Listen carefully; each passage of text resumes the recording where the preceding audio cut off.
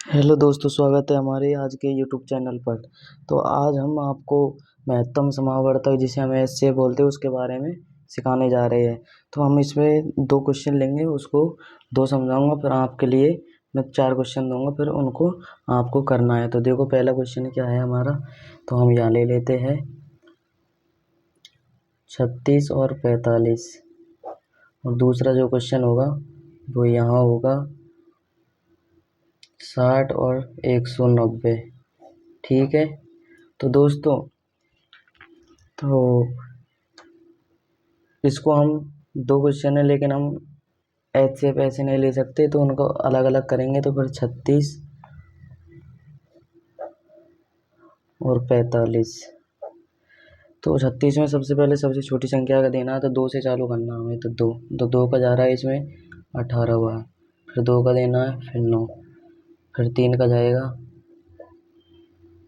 ये देखो ऐसे ही दोस्तों, इसमें 2 का नहीं जा रहा तो 3 का जाएगा 15 बार, फिर 3 का जाएगा 5, 1।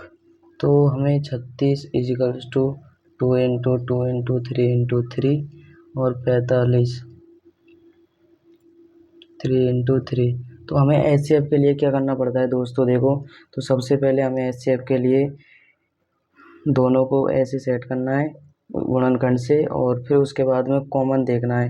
तो इसमें 2 है, इसमें 2 है, इसमें 3 है, इसमें 3 है, लेकिन इसमें 2 नहीं है, इसमें 3 है, 5 है। तो हमारा जो एच सी एफ आएगा ना, वो आएगा दोनों में कितना कॉमन है, 3। तो 2, तो 3 इंटू 3, तो ये हमारा एच सी एफ आ जाएगा 9। तो ऐसे ही इसको करना है 60 और 190। तो देखते हैं, 2 का 30, 2 का 15 बार, फिर 3, फिर 5, फिर 5 और फिर 1। फिर इसी प्रकार 2 कितनी बार जाएगा दोस्तों ये, तो 2 नंबर में 18, 95 बार जाएगा। फिर इसमें 3 का देके देखते हैं, 3 एकम 3 दूनी 6, 6 3 9। 3 का नहीं जाएगा शायद, इसमें 5 का जाने वाला है। तो 5 एकम 5, 5 नंबर 45, फिर 19 का जाएगा। तो ऐसे हमें सेट कर लेना है। और 190, ये 2 इंटू 5 इंटू 19।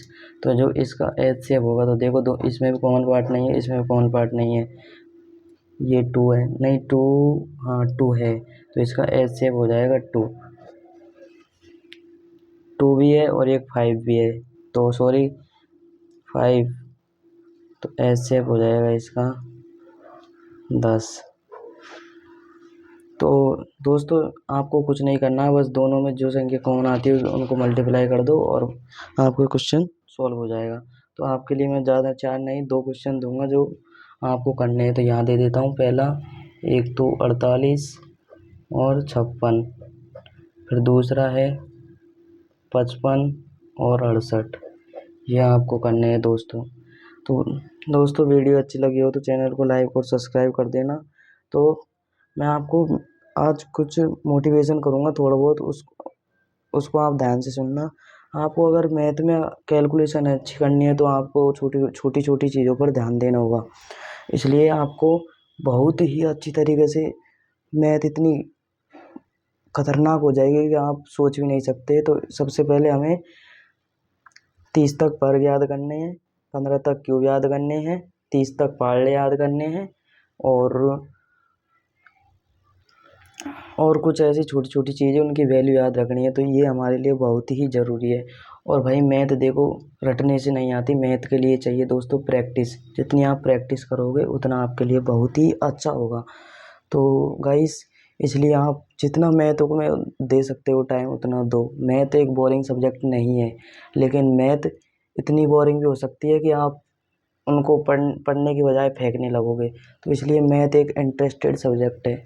तो उसके लिए आपको कुछ नहीं करना, बस आपको पढ़ाई में मन नहीं लग रहा तो भी 1 घंटा लेके बैठना है मैथ को, क्योंकि मैथ को बैठने से ही आपके समझ में आएगा। तो दोस्तों, कुछ करने के लिए कुछ खोना पड़ता है, इसलिए अगर मैथ को अच्छी करनी है तो आपको बहुत ही मेहनत करनी पड़ेगी, क्योंकि मैथ एक ऐसी सब्जेक्ट है जो हर किसी के समझ में नहीं आती।